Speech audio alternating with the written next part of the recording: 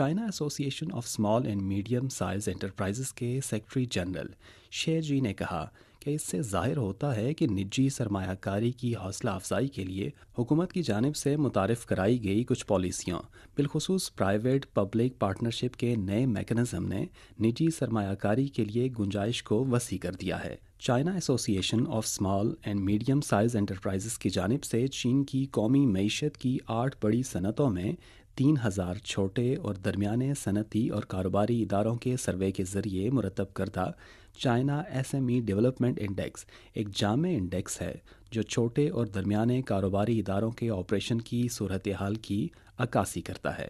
چین کی G D P میں مختلف صنعتوں کی شراکت کے مطابق یہ انڈیکس صنعت، تعمیرات، نقل و حمل، ریئل اسٹیٹ، ہول سیل اور retail, social services, information transmission soft where, رہائش اور کیٹرنگ سمیت 8 صنعتوں کا